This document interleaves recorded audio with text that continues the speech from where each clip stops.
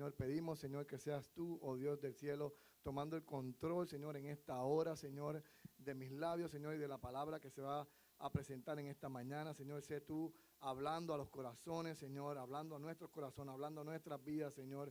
Te pedimos en el nombre de Jesús, Señor, que nos hagas, que podamos, Señor, recibir esta palabra, Señor, y poder hacer los hacedores de ella, Señor. Te damos la gloria y la honra a ti, Señor, porque solo tú te la mereces, Padre. Gracias, Padre, en el nombre de Jesús. Amén y amén. Hoy, una vez más, tengo la oportunidad, gracias al Señor, de poder compartir la palabra. Y en esta mañana, el tema que les traigo se llama Practicando la Obediencia. ¿Sí? Practicando la obediencia fue un tema que llevo mucho tiempo, ¿verdad? Meditando. Hace un tiempo estuve hablando con una persona y hablábamos sobre esto, sobre la importancia de la obediencia. Y la palabra de Dios nos habla en muchas ocasiones sobre la importancia de la obediencia, ¿sí? Sin embargo, ¿verdad? Es un atributo que nos cuesta manifestar. El ser obedientes nos cuesta manifestarlo. ¿Por qué? Porque nuestra naturaleza, o muchos, ¿verdad? Por naturaleza, son propensos a desobedecer. Yo creo que la mayoría de todos, ¿verdad? Muchos porque se consideran superiores a los demás, superiores a Dios, y les gusta demostrar que todos se equivocan menos ellos, ¿sí? Cuando hablamos de obediencia, podemos decir que es un acto de cumplir con las órdenes o instrucciones de un superior o una persona de autoridad. Y eso lo tenemos bien claro, ¿no? Somos obedientes. En el ejército hay unos soldados que tienen que obedecer al que está arriba, ¿no? Igual, en la iglesia también hay un orden. Entonces nos vamos obedeciendo y sometiendo. Bueno, vamos a partir del principio obedecer a los padres. Vamos a comenzar por ahí. Normalmente cuando somos niños no cuestionamos la autoridad de nuestros padres. De hecho, son muy pocos los casos de niños que desafían la autoridad de sus padres. Y cuando estas cosas suceden, que estos niños hacen esto, es porque están siendo influenciados por cuestiones externas. Algo de afuera los está contaminando. Son muy pocos los casos, ¿no? Sin embargo, lo natural es que los hijos, desde muy pequeños, imitan todo lo que ven de sus padres. Y es allí donde nace la obediencia. ¿Sí? ¿Por qué? Porque si somos obedientes y moldeamos en ellos ese maravilloso atributo de lo que es la obediencia, entonces vamos a traer a sus vidas bendiciones. Por ende, si nosotros como padres no logramos demostrar a través de nuestra manera de vivir el ser obedientes, ellos aprenderán nuestro ejemplo y lastimosamente y lamentablemente nosotros seremos culpables ¿de qué? De su mal carácter en muchas ocasiones, de sus malas acciones y hasta de sus malas decisiones. ¿Sí? Dicen por ahí, todo comienza en casa, ¿no? Ahora, para la palabra obediencia se usan dos términos. En el término hebreo se usa la palabra shama, que significa prestar oído. Más adelante vamos a ver por qué dije esto. Prestar oído, escuchar, oír y por ende obedecer.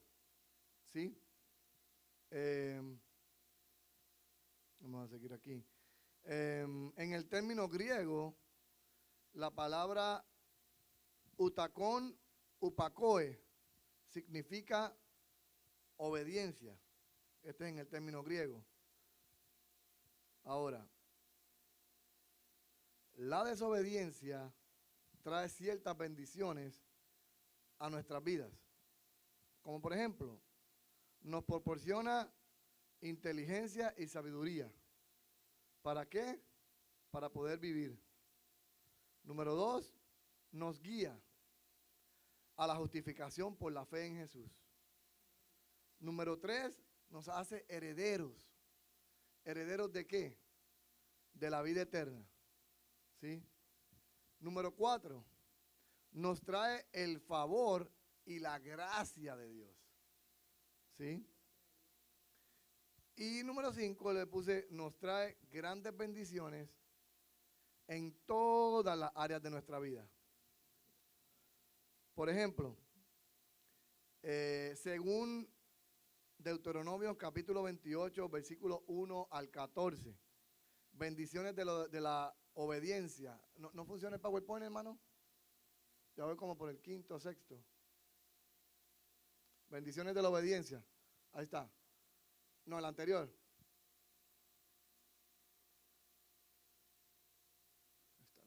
Ahí está, el primero.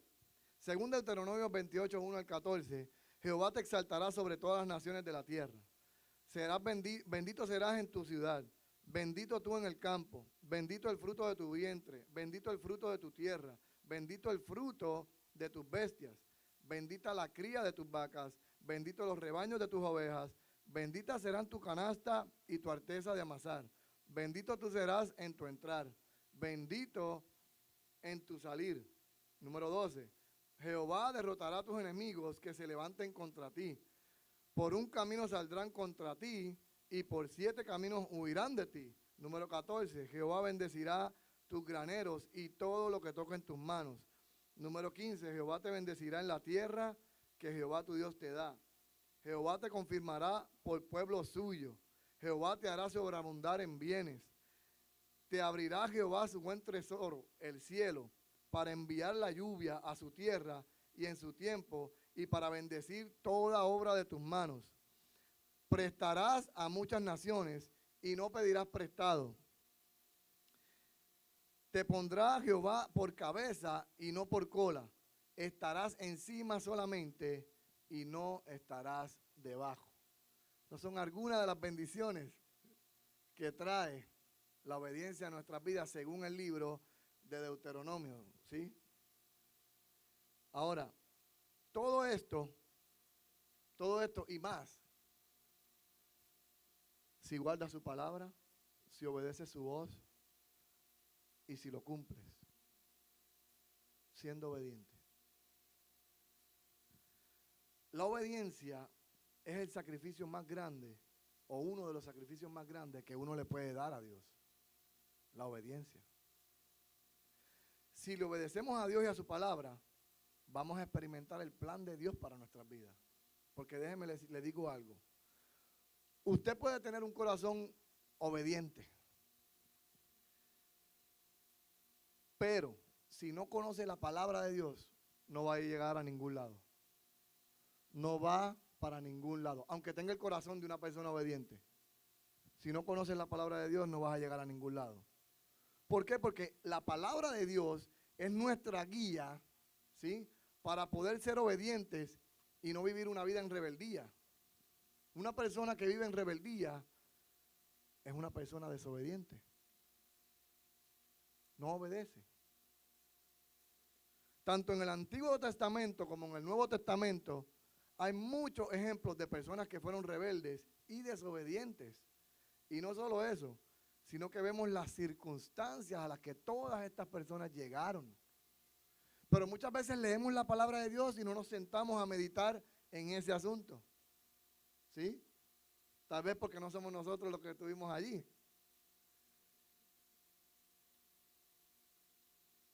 Nosotros somos bendecidos cada día. Cada día. Pero lamentablemente nuestra humanidad nos lleva a codiciar todo lo que se nos prohíbe. ¿Cierto o no es cierto? Nada más nos dicen algo que no debemos hacer y automáticamente nuestra mente comienza a cuestionar el por qué no puedo hacerlo. ¿O no? Automáticamente. Nada más nos dicen, no, mira, esto no lo podemos hacer por tal cosa. Y rapidito la mente empieza, se acelera, pero ¿y por qué no? ¿Y por qué? ¿Y por qué? Y empieza a cuestionar. Por ejemplo, todos conocemos que a Adán se le explicó la consecuencia de su acto. Sin embargo, Adán decidió obedecer la voz de su mujer en vez de la voz de Dios. Y lo único que quería el Señor, que quería Dios, era ser obedecido. ¿Sí? En el caso de Adán y Eva, como todos conocemos, que por su desobediencia, obviamente fue impregnada por el mal de Satanás que trajo la tentación y logró influenciar en Eva, en la mujer, al comer del fruto prohibido, vino la separación del hombre de Dios y fueron echados del jardín del Edén. Y no solo eso, sino que cuando Adán decidió desobedecer, la mujer comió primero, pero fue cuando Adán decidió desobedecer a Dios, obviamente, se cumplió la advertencia dada por él, dada por Dios. ¿Cuál era la advertencia? ¿Qué fue lo que le dijo Dios a Adán si Adán comía de este fruto? Iba a llegar su muerte.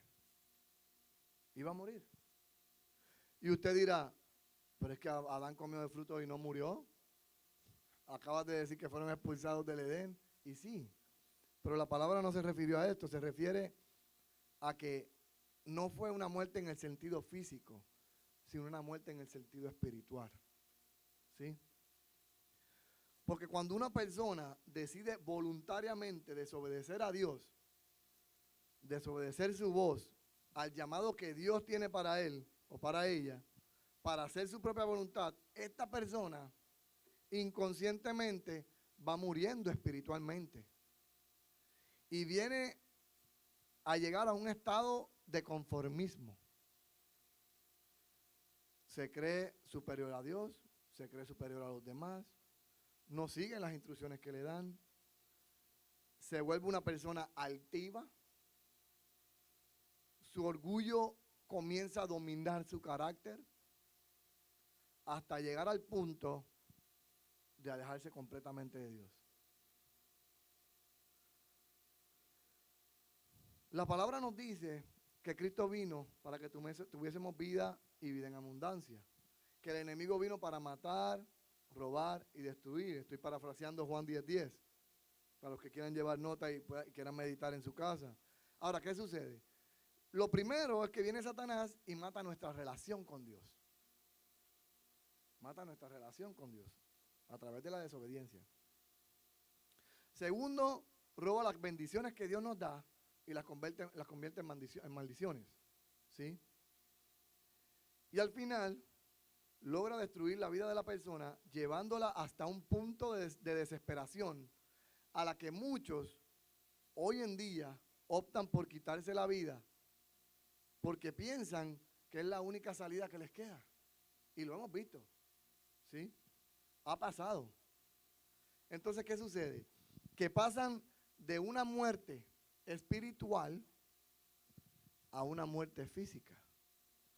Y todo esto a causa de la desobediencia. Ese relato de Adán lo pueden encontrar en Génesis capítulo 3, versículos del 6 al 24. Otro caso muy conocido, aquí voy a hacer un poco más, lo voy a resumir un poco más. Está en el caso del sumo sacerdote Aarón y sus dos hijos. ¿Se acuerdan? Nadab y Abiú. Ellos, por su desobediencia de poner fuego extraño en el altar, terminaron pagando con su vida. Y a veces lo leemos y listo. Pues murieron, listo, y seguimos leyendo. Tenemos que detenernos y ver las consecuencias, detenernos en estos puntos, en estos versículos, y ver las consecuencias de lo que trae desobedecer a Dios. Estos murieron en el acto. En el momento que pusieron fuego extraño, murieron, cayeron. ¿Sí? Ese pasaje se encuentra en Levíticos capítulo 10, versículos del 1 y 2. Otro caso muy conocido, tenemos el caso de Sansón, que por su desobediencia y revelar su secreto, ¿se acuerdan? De no raparse la cabeza, dice la palabra que Jehová se apartó de él. se apartó de él. Este hombre fue humillado al punto que le sacaron los ojos y se burlaban de él mientras él daba vuelta en un molino en la cárcel. En otra versión, yo estaba leyendo esto también, meditándolo en otra versión, y dicen que lo estaban usando como de juguete, como si él fuera un juguete. ¿Saben qué significa esto? Que cuando usted vive una vida en rebeldía y en desobediencia, usted le está sirviendo de juguete al enemigo.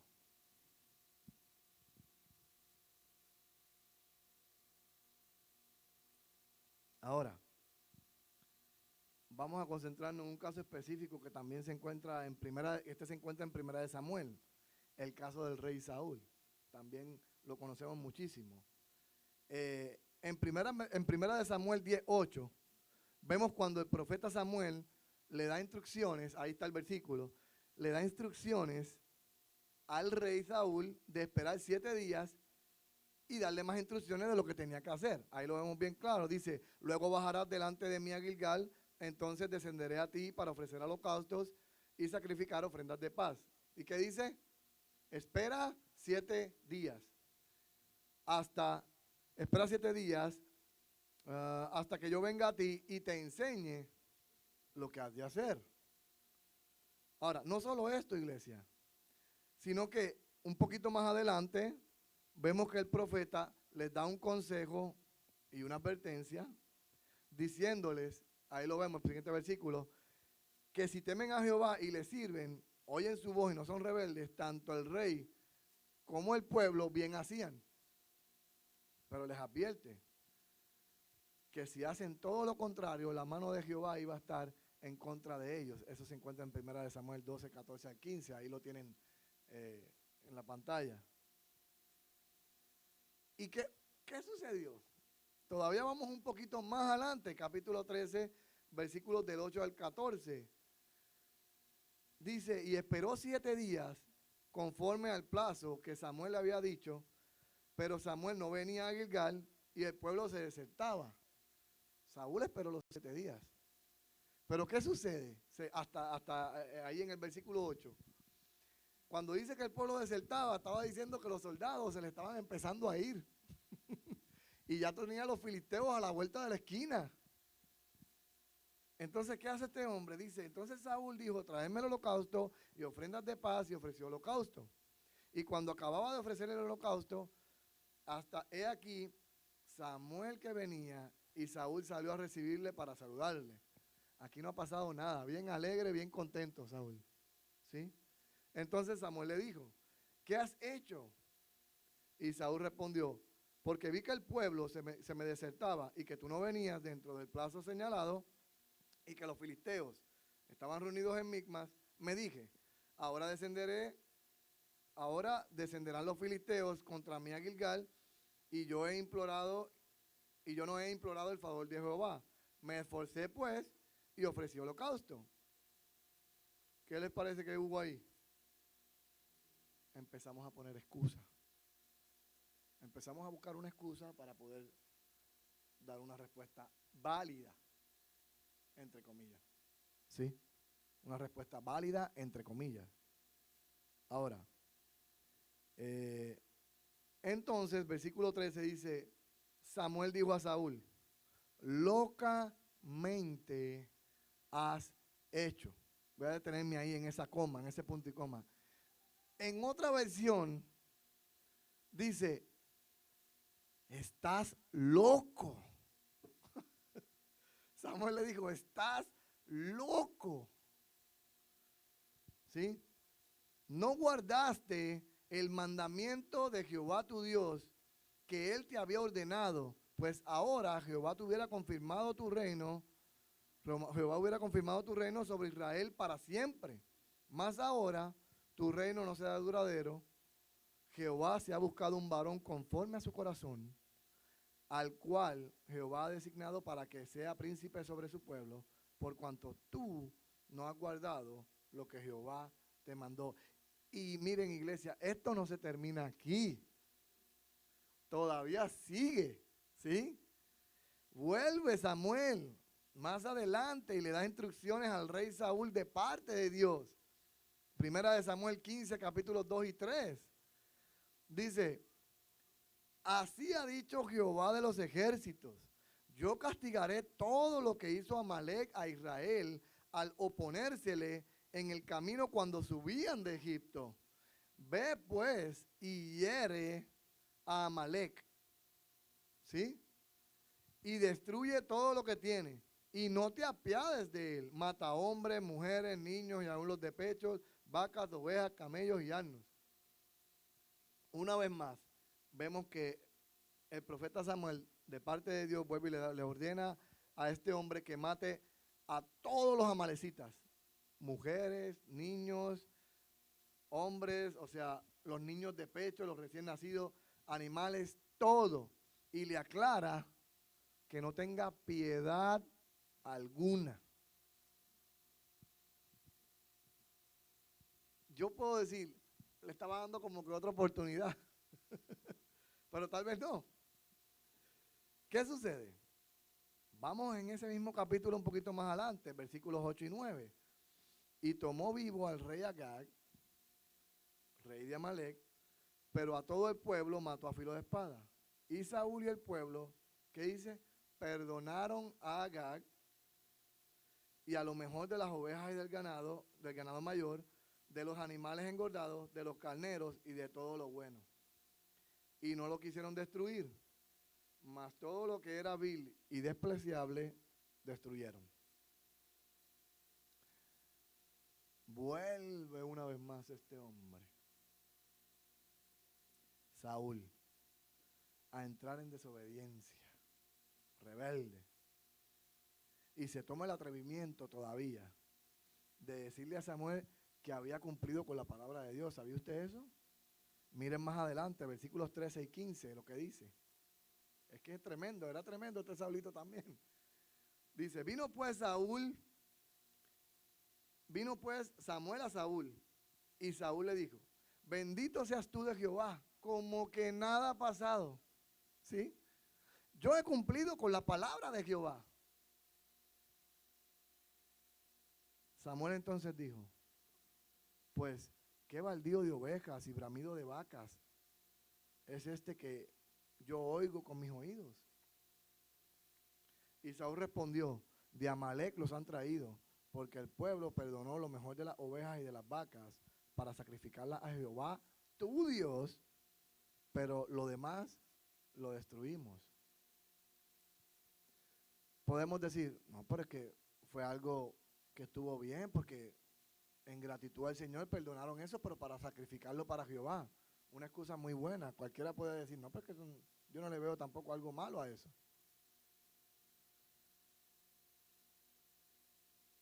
Aquí lo que está pasando es que Dios dio una orden y no se obedeció como Él la dio. Más adelante, en los versículos 22 y 23, dice, y Samuel dijo, ¿se complace Jehová tanto en holocaustos y víctimas como en que se obedezca a las palabras de Jehová? Ciertamente, el obedecer es mejor que los sacrificios. ¿Ya vieron?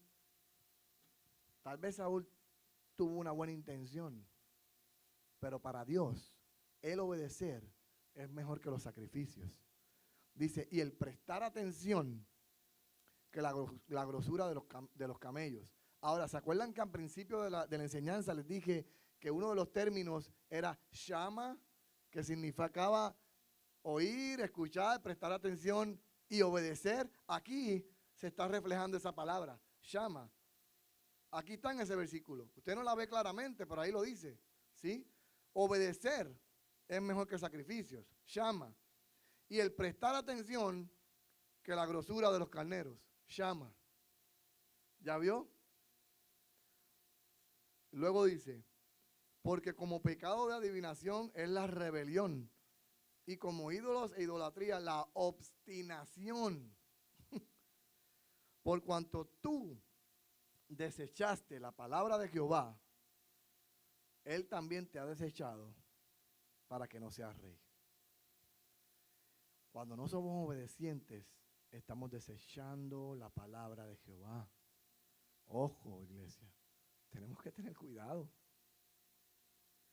A partir de ese momento comienza el descenso total en la vida de Saúl, volviéndose un hombre envidioso. ¿Por qué? Saúl mató a 1000, David a sus 10,000. Se llenó de envidia. Empezó a tener una mente de asesino. Quería matar a David. E inclusive, este hombre cae tan bajo que llega al punto de ir y consultar a una bruja. Usted se está deteniendo a ver las circunstancias que trae el desobedecer a Dios. No es fácil. Obedecer a Dios no es fácil. ¿Sí? No es fácil. La obediencia es fe. Son casi lo mismo. ¿Sí? La obediencia es fe. Les voy a explicar, les voy a dar, por ejemplo, les voy a hablar acerca del relato. ¿Se acuerdan del relato de la barca con Jesús y Pedro? ¿Se acuerdan? Dice la palabra que estaban a un lado, entonces Jesús monta a sus discípulos, ellos se montan en una barca, Jesús los despide y Jesús se queda de este lado despidiendo a la multitud. ¿Sí? ¿Qué sucede? Dice que a la tercera o cuarta mañana están los discípulos allí, hay una gran tormenta y de repente ven un fantasma. ¿Y qué sucede? Jesús les habla y les dice, hey, tranquilo, soy yo.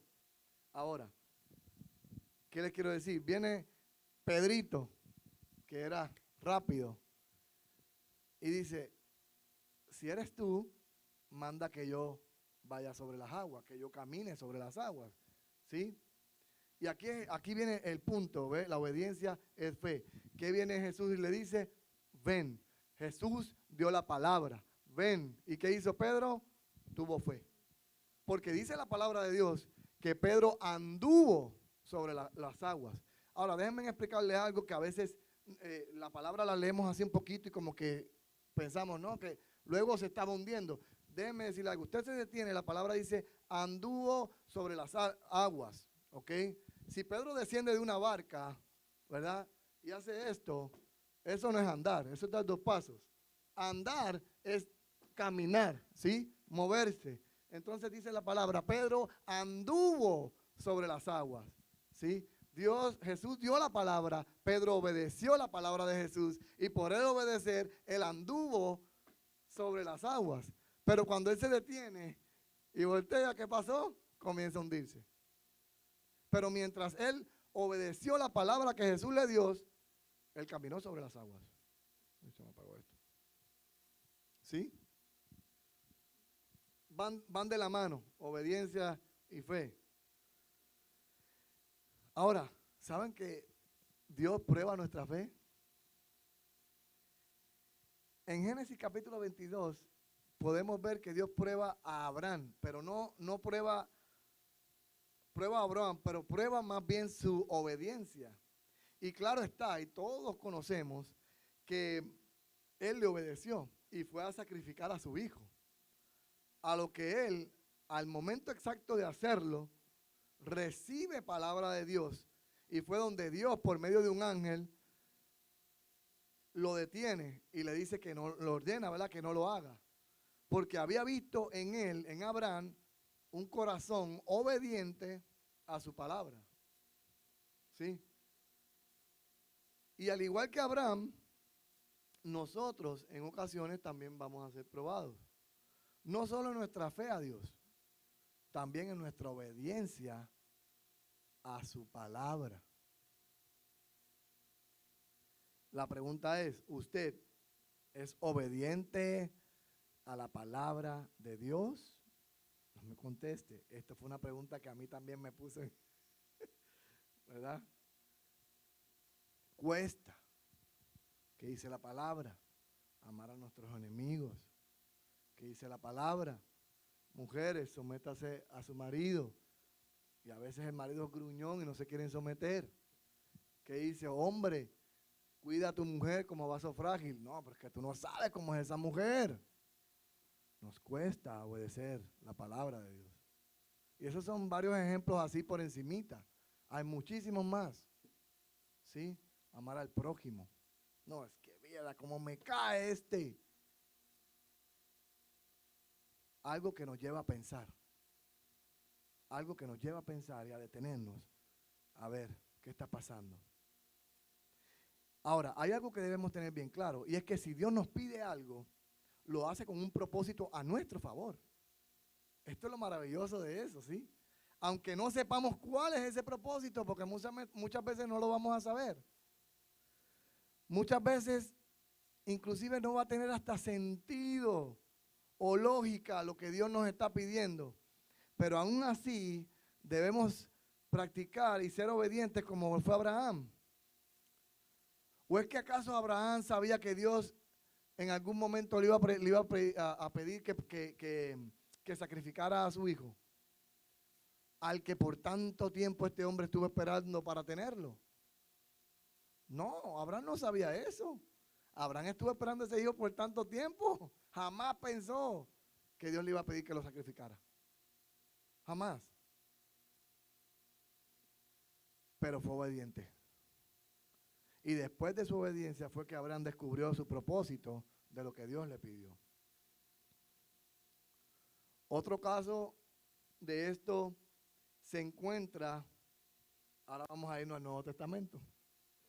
Otro caso muy interesante se encuentra en Juan 2, 3 al 7, las bodas de Caná. ¿Qué dice? Dice, y faltando el vino, la madre de Jesús le dijo, no tienen vino. Jesús le dijo, ¿qué tienes conmigo, mujer? Aún no ha venido mi hora. Su madre dijo a los que servían, haced todo lo que él diga. ¿Sí? En otras palabras, sean obedientes y hagan caso a todo lo que él diga. Y dice, versículo 6, y estaban allí 6 tinajas de piedra para agua. Ojo, pongan atención. Conforme al rito de la purificación de los judíos, en cada una de las cuales cabían, 2 o 3 cántaros. Jesús les dijo, llenad estas tinajas de agua, y las llenaron hasta arriba. Ahora, me voy a detener aquí. Les pregunto, ¿cuánta agua le cabían a las tinajas de piedra? A veces vamos a leer la palabra y van a ver versículos como este.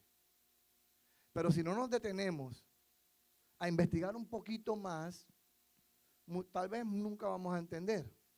¿Sí? No vamos a poder llevar nuestra mente o nuestro conocimiento más allá. ¿Qué sucede? Yo dije, ¿cuántas aguas le cabían a las tinajas de piedra?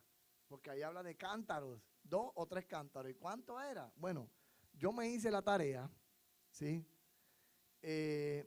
Y descubrí, no sé si está por ahí el slide, dice, 6, dice la palabra que eran 6 tinajas de piedra. Bien, vamos por ahí. Hermano, si me puede traer, los 2 envases que tengo ahí, por favor, y disculpe. Yo les quiero hacer esto para que lo tengan más visible. Aquí está, muchísimas gracias. Gracias. Gracias. Miren, 6 tinajas de piedra, bien. Yo empecé a hacer mi tarea y busqué una tinaja de agua. En una tinaja de agua le cabían aproximadamente, trayéndolo a nuestro, ¿verdad? A lo que entendemos nosotros, 48 litros de agua. 48 litros de agua. Y todavía dije, bueno, está como que litros, muchas veces como que no sabemos manejar mucho esto de los litros. Ok. Dice que eran 6 tinajas de agua, 48 litros de agua en cada una, para un total aproximado de 288 litros de agua. Para poder llenar las 6 tinajas, en otras palabras, ellos necesitaban 288 litros de agua. Usted dice, no, eso todavía suena como que poquito, ¿no? Bueno, un galón, este que ustedes ven aquí, yo creo que todos lo conocemos, un galoncito, dice que contiene 3.78 litros de agua. ¿ok? Más o menos aproximadamente, 3.7, 3.8. Ahora, yo calculé que en un galón caben 3.7 litros de agua. Significa que 13 galones, 13 de estos amiguitos, equivalen a 48 litros de agua. Eso significa que 13 de estos llenaban una tinaja. Aquí las hermanas tal vez me entiendan más. A mí me toca, yo he ido al mandado más que mi esposa y yo compro 3 de estos amiguitos. 3. Y nada más camino del garaje a la mesa y ya como que el brazo ya me está, cuando los llevo los 3 en una sola mano ya siento el brazo que anda. 13 de estos cabían en una tinaja de agua. 13 galones, ¿ok? Pero quise ir más allá todavía para que lo puedan entender todavía más. Significa que para llenar las 6 tinajas de agua, un total de 78 galones de agua. 78 galones de agua para poder llenar las tinajas de agua. Y dice la palabra que la llenaron hasta arriba. ¿Ok? Ok. Pero, aquí voy a terminar la demostración.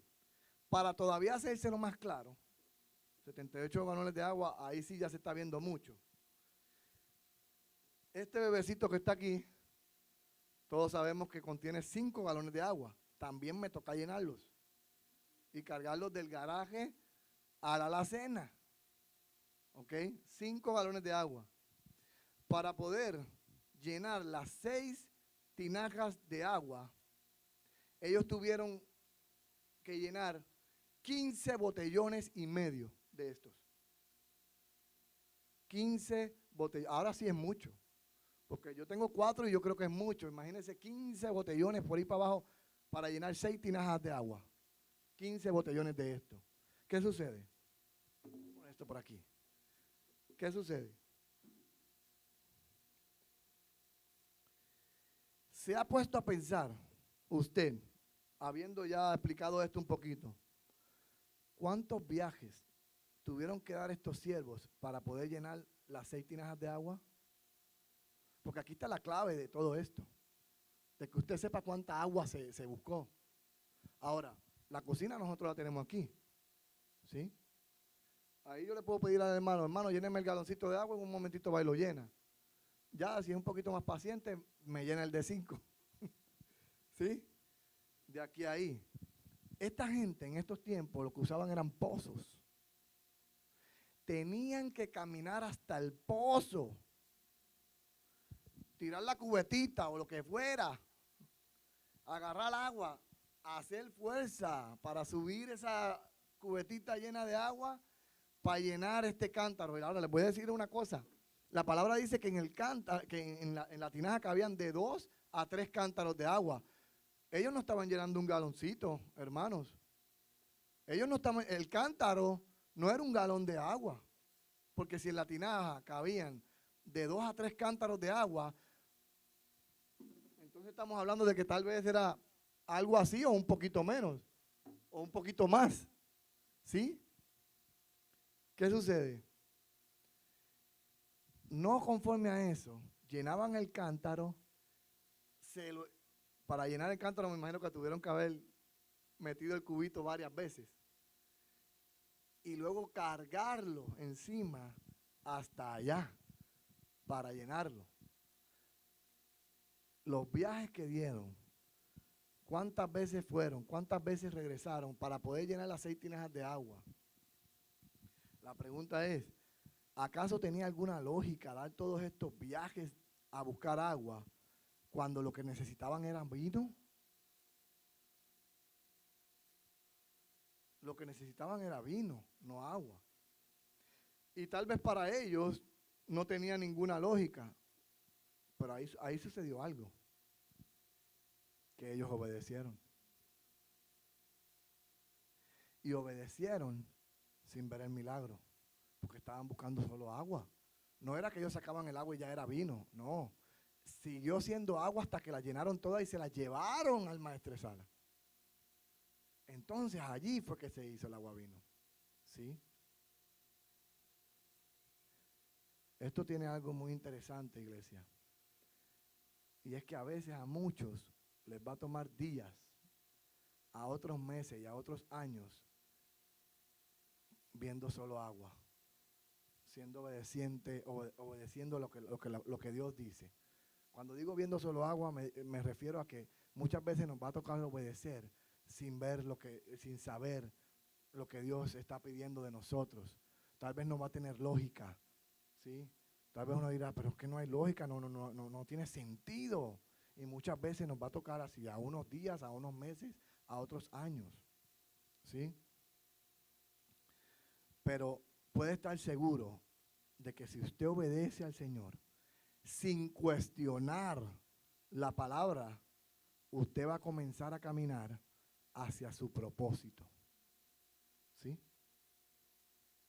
Como sucedió en el caso de José. Este joven, desde joven, ¿ok? Fue un ejemplo de obediencia, ya que, como todos sabemos, en Génesis 39, capítulos del 1 al 13, se ve claramente que fue tentado a hacer lo malo delante de los ojos de Dios. ¿Se acuerdan? Cuando le salió allá la modelo y quería que se acostara con él. Sin embargo, este joven, temeroso de Dios, obedeció la palabra, obedeciendo a Dios, ¿verdad? Siendo obediente, resistió esta prueba. ¿Y qué hizo? Dice la palabra que huyó. Huyó. Porque este joven tenía una relación con el Señor. Conocía a Dios. Primero, dio una muestra de obediencia. Y segundo, que a partir de ese momento, este joven empieza a caminar en su propósito. Cuando él decide huir y pasar esta prueba, comenzó a caminar en su propósito. Porque más adelante vemos a este joven en Génesis capítulo 46. Vemos que José ya había pasado el proceso y su propósito con el que Dios permitió que fuese a Egipto. Y ahí es cuando vemos que este hombre vuelve y se reencuentra con su familia. Y es ahí donde entonces pasan los años y sale el pueblo de Israel. ¿Sí? Quiero terminar con voy a ir, ya está, para ir terminando. Miren cómo dice este versículo, me llamó mucho la atención. Juan 14, versículos 21 al 24. Dice, el que tiene mis mandamientos y los guarda, ese es el que me ama. Y el que me ama será amado por mi Padre, y yo le amaré y me manifestaré a él. Es interesante, me voy a detener aquí, porque nosotros conocemos que alguien le pregunta, ahorita no recuerdo el pasaje, pero le preguntan a Jesús, ¿cuál es el primer mandamiento? Y Jesús le responde, amarás a tu Dios ¿verdad? Y luego dice, y amarás al prójimo. Ahora, en este versículo, Jesús, en aquel momento cuando él dice esas palabras, amarás a tu Dios sobre todas las cosas y a tu prójimo como a ti mismo, que es el segundo mandamiento con promesa, dice, en este versículo vemos cómo Jesús responde a aquello que le dijo a aquel escriba, si no me equivoco, a aquella persona. ¿Cómo le responde? La respuesta está en este versículo, porque dice que el que tiene sus mandamientos y los guarda es el que le ama, y el que le ama será amado por el Padre, y él le amará y se manifestará a él. Le dijo Judas, pero no a él Iscariote, Señor, ¿cómo es que te manifestarás a nosotros y al mundo? Respondiendo Jesús le dijo, el que me ama, mi palabra guardará, y mi Padre le amará y vendremos a él y haremos morada con él. El que no me ama, no guarda mis palabras. Y la palabra que habéis oído no es mía, sino del Padre que me envió.